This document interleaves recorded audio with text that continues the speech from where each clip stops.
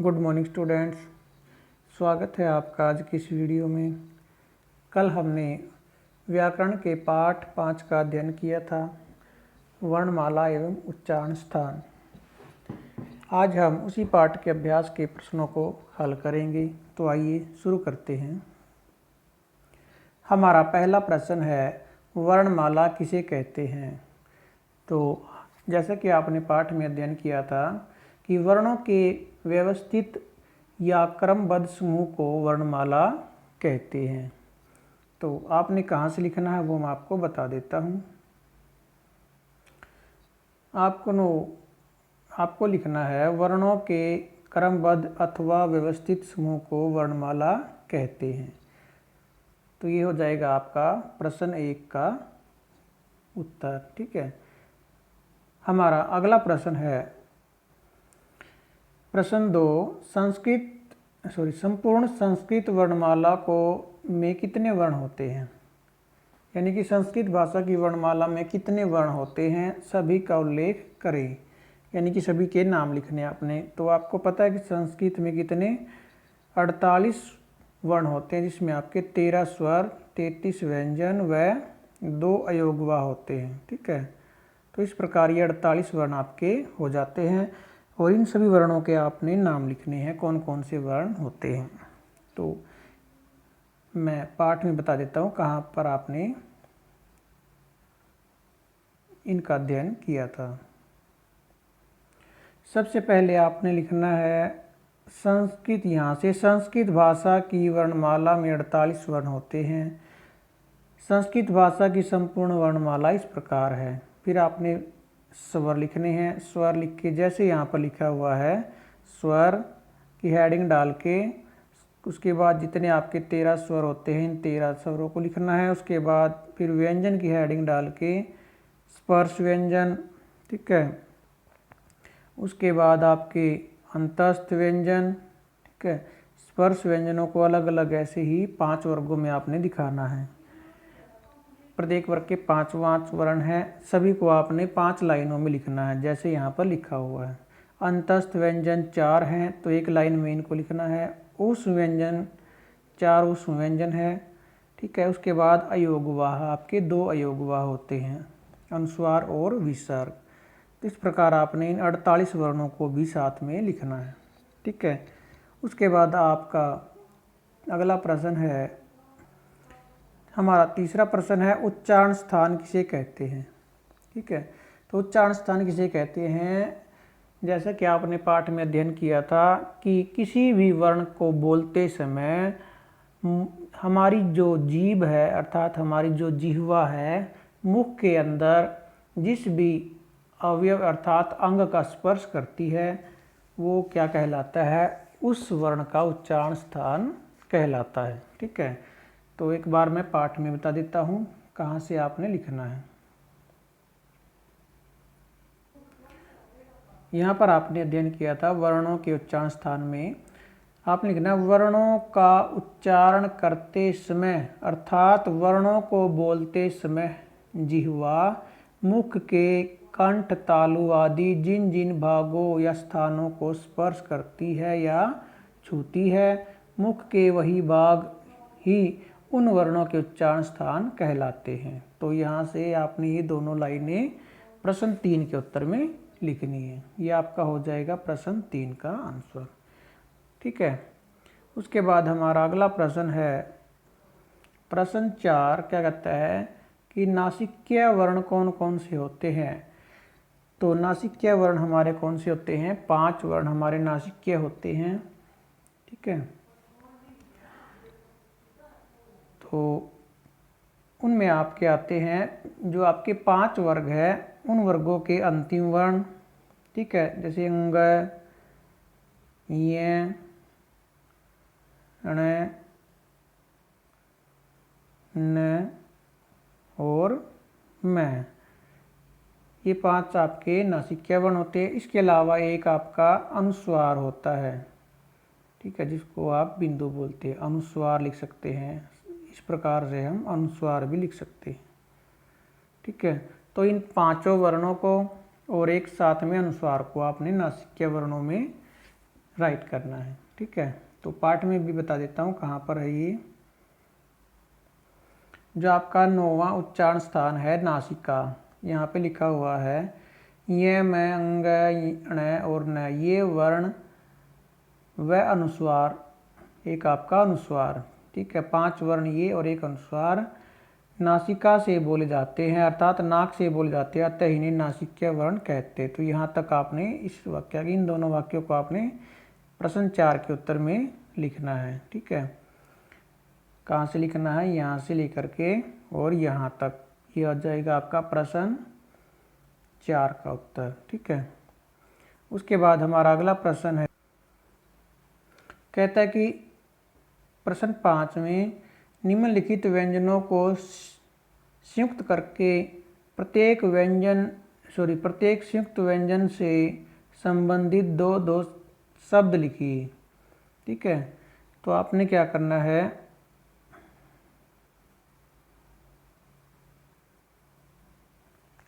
यहाँ पर आपको संयुक्त व्यंजन 2 व्यंजन दिए गए हैं, उन दोनों व्यंजनों को जोड़कर आपका जो संयुक्त व्यंजन बनता है उसको आपने यहाँ पर राइट करना। जैसे क और श को जोड़ करके आपका क्षय बनता है, और उसके बाद क्षय वर्ण से जो शब्द बनते हैं उनमें से 2 शब्द आपने यहाँ पर राइट करने हैं।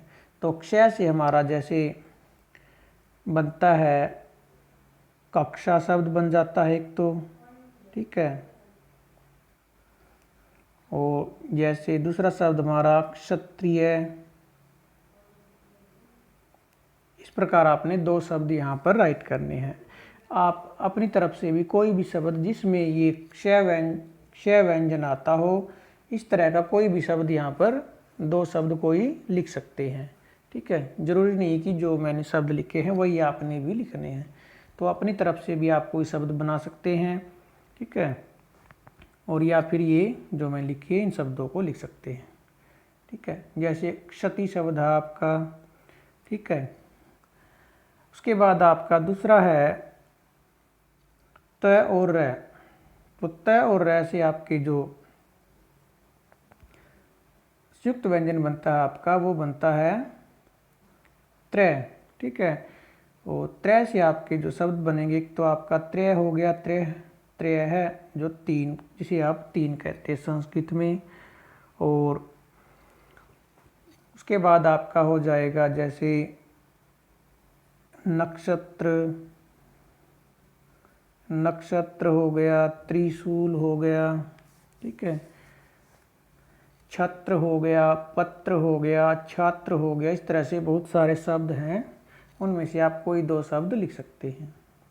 उसके बाद आपका आता है जय और ये। जय और ये से बनता आपका ज्ञ शब्द। तो ज्ञ से आपका जैसे शब्द बन गया ज्ञान। ठीक है, और दूसरा शब्द आपका बन जाएगा जैसे आपका विज्ञान, ज्ञान, विज्ञान। तो इस प्रकार आपके ये 2 शब्द हो गए। इसमें भी आप अपनी तरफ से भी कोई 2 शब्द लिख सकते हैं।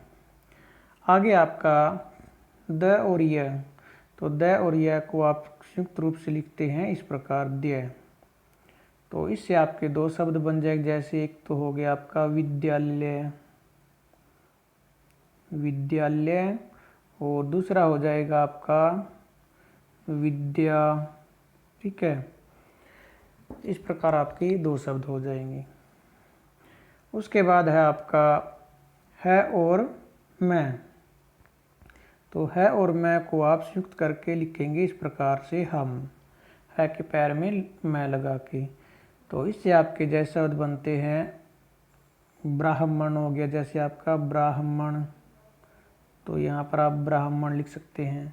और यहाँ पर आपका हो जाएगा जैसे ब्रह्मा। ठीक है, ब्रह्मा और ब्राह्मण, ये 2 शब्द आपके हो जाएंगे। यहाँ पर आपने थोड़ा मोड़ के लिखना है, यहाँ पर ब्राह्मण मैं अलग से दिखाई देना चाहिए, मैं ब्राह्मण, और यहाँ पर थोड़ी रहता था आपका ब्रह्मा। ठीक है, ब्राह्मण, ब्रह्मा। ठीक है, और भी आप शब्द बना सकते हैं, जैसे कोई भी शब्द आपको इनसे अलग आपको कोई भी शब्द आता है तो उसको भी आप यहाँ पर राइट कर सकते हैं। ठीक है, उसके बाद आपका है प्रश्न 6। प्रश्न 6 में क्या कहा गया है कि निम्नलिखित संयुक्त व्यंजनों में कौन कौन से वर्ण मिले हुए हैं।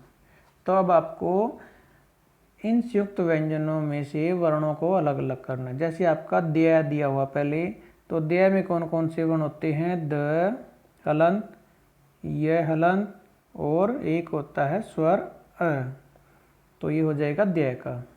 उसके बाद है आपका नीचे वाला पहले देख लेते हैं, तीसरा क्रय। तो क्रय में क्या हो जाएगा, क हलंत और र होता है इसके अंदर एक, और एक अ तो सभी में होता ही। उसके बाद है आपका ये आपका हम, जैसा कि आपने ऊपर लिखा था हम।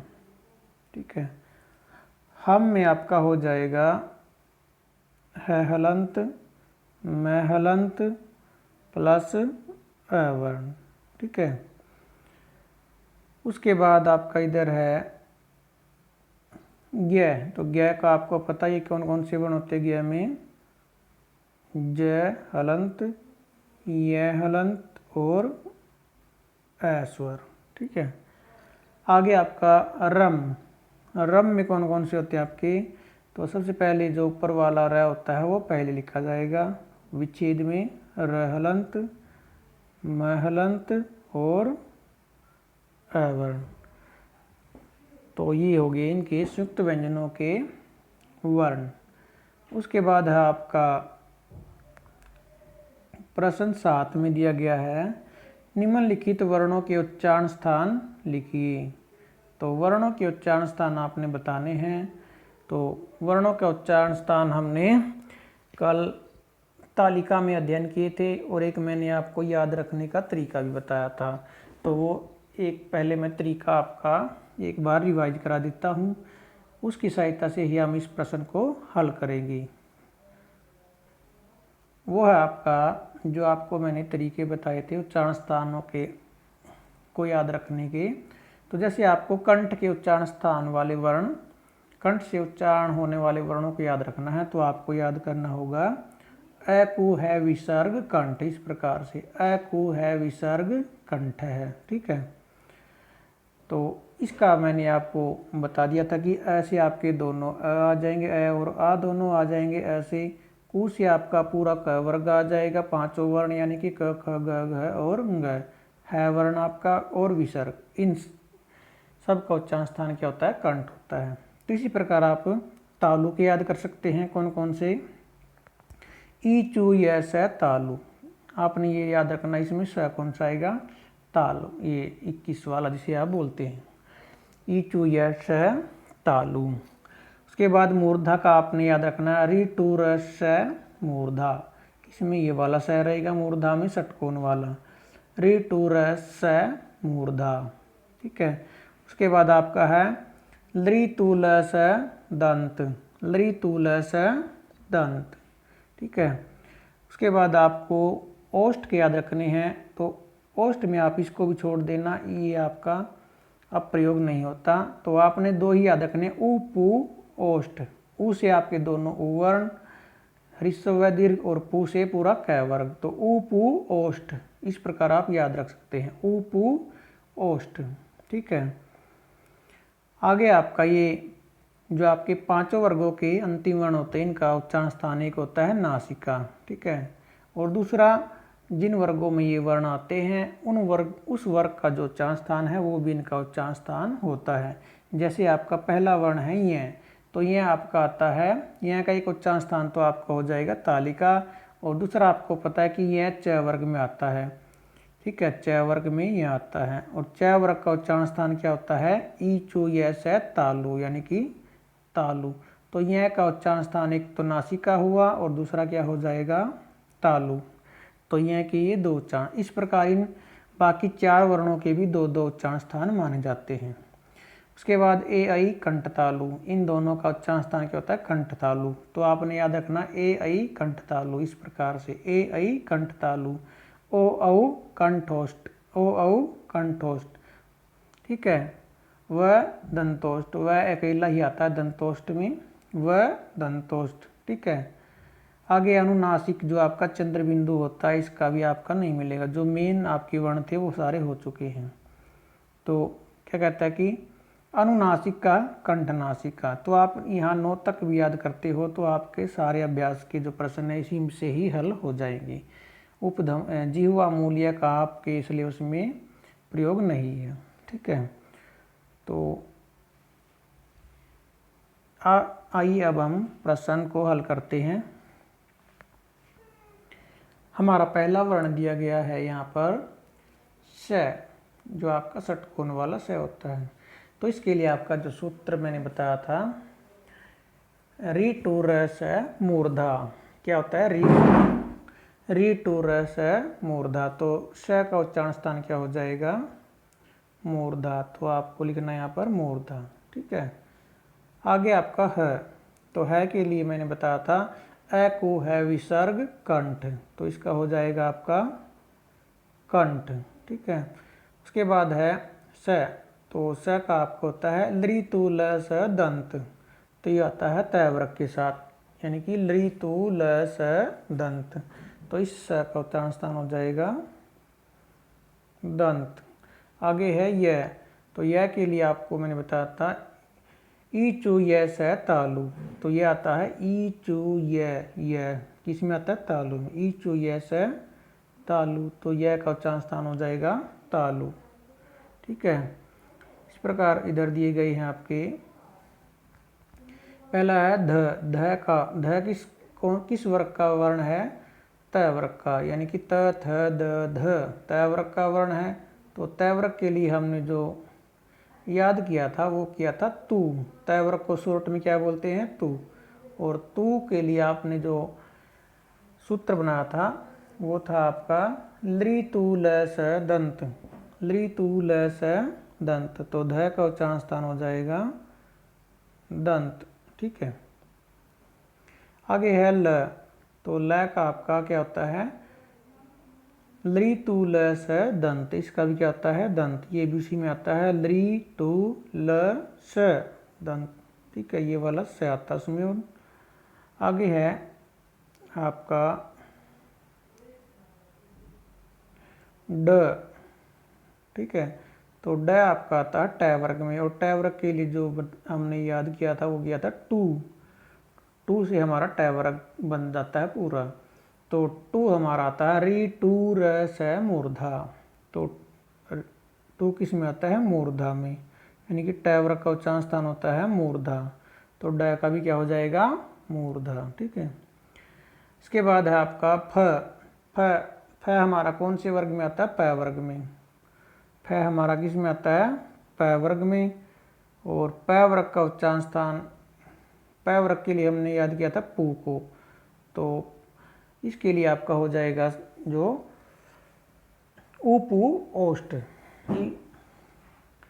तो इसका उच्चारण स्थान हो जाएगा आपका ओष्ठ, ठीक है।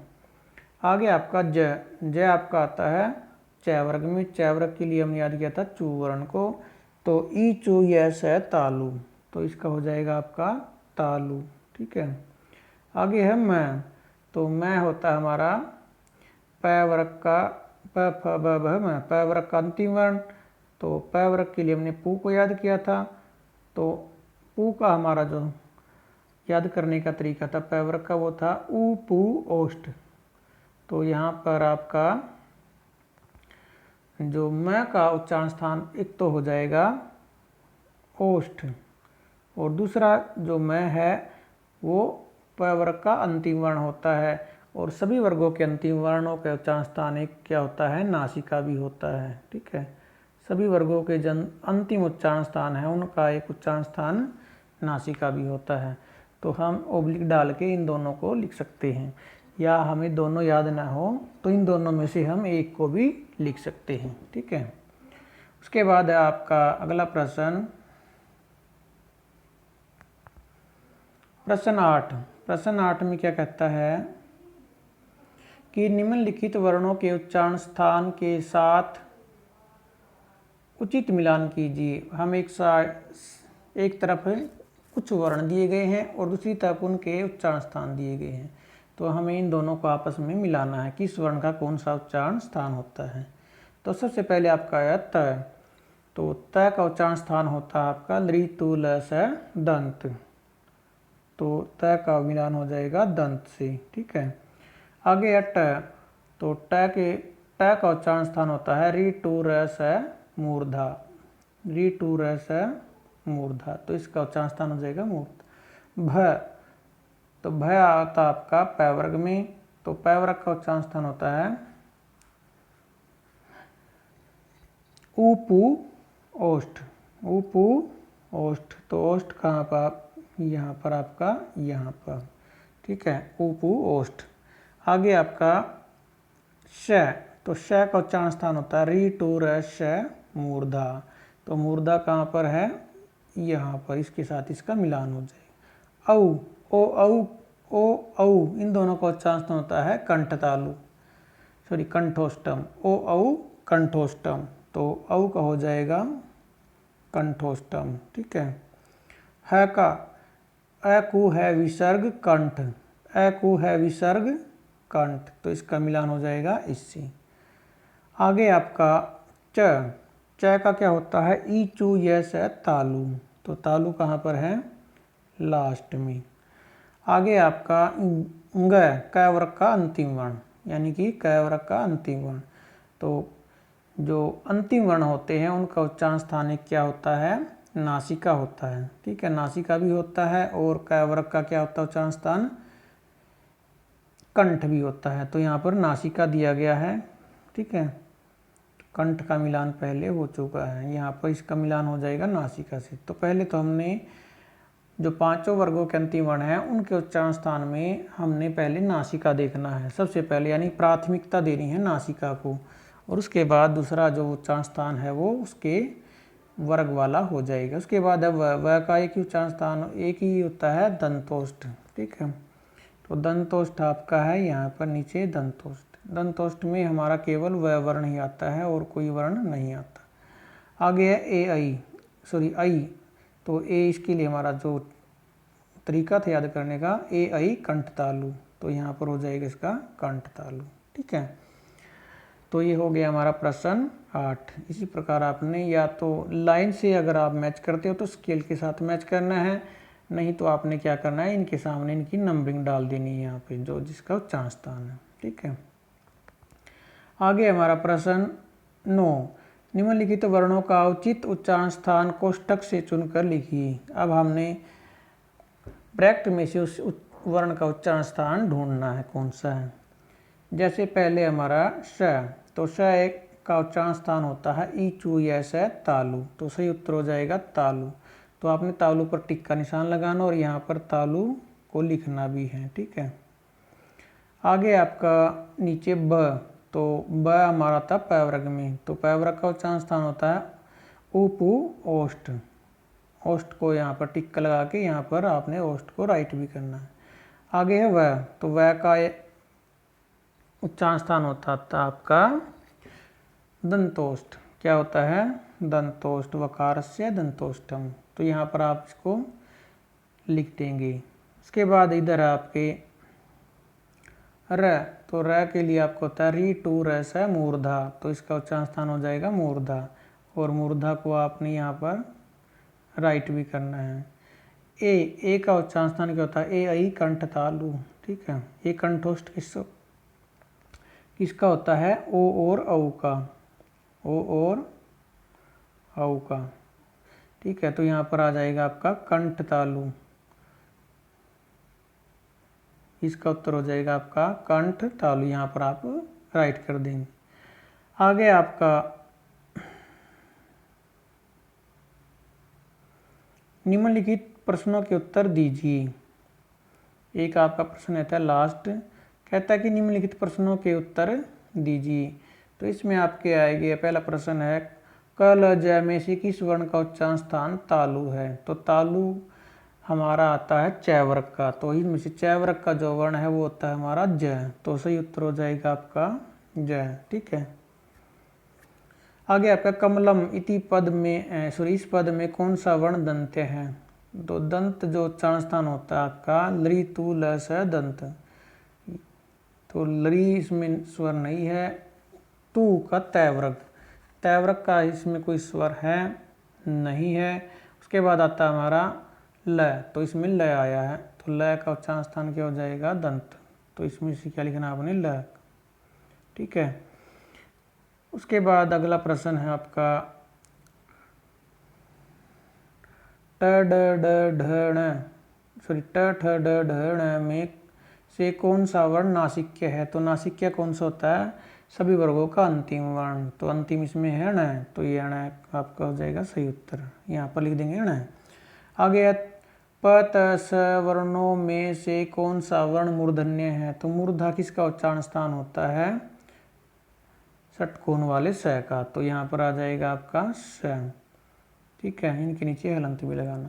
आगे है स वर्ण तालव्य है या दंत है? तो ये वाला स आपका आता है लरी तू ल स दंत, तो सही उत्तर आ जाएगा आपका दंत्य। तो यहाँ पर आपने क्या लिखना है? दंत्य। ठीक है, तो ये आपका प्रश्न 10 यहाँ पर कंप्लीट हो जाता है। अगला प्रश्न आपका वर्णों निम्नलिखित प्रश्नों के लिए दिए गए विकल्पों में से उचित विकल्प चुनिए। ठीक है, तो यहाँ पर हमें प्रश्न के 4 ऑप्शन दिए गए हैं। ठीक है, जो उसका सही उत्तर है उसका आपने चुनाव करना है। तो सबसे पहला आपका प्रश्न है वो है वर्णों के क्रमबद्ध समूह को कहा जाता है? तो वर्णों के क्रमबद्ध समूह को क्या कहते हैं? हम वर्णमाला कहते हैं। इस पर आपने टिक लगा देना। संस्कृत की वर्णमाला में सामान्यतः कितने वर्ण होते हैं? कितने होते हैं आपके? 48 वर्ण होते हैं। स वर्ण का उच्चारण स्थान क्या होता है? री टू र स मूर्धा, तो इसका हो जाएगा सही उत्तर मूर्धा। ठीक है, आगे है व वर्ण का उच्चारण स्थान है, व वर्ण का उच्चारण स्थान क्या होता है? वकारस्य दंतोष्ट, तो यहाँ पर आपका हो जाएगा दंतोष्ट, यहाँ पर पहला ऑप्शन। ए वर्ण का उच्चारण स्थान क्या होता है? ए आई कंठ तालु, तो ए का उच्चारण स्थान होता है आपका कंठ तालु, तीसरा ऑप्शन। औ का उच्चारण स्थान ओ औ कंठोष्ट, तो हम आपको हो जाएगा कंठोष्ट। ठीक है, अनुस्वार वर्ण का उच्चारण स्थान क्या होता है? अनुस्वार किस में आता है? नासिका में। नासिका में सभी वर्गों के अंतिम वर्ण यानी कि 5 वर्ण वो और एक अनुस्वार, ये आते हैं आपके नासिका में। कब होता है?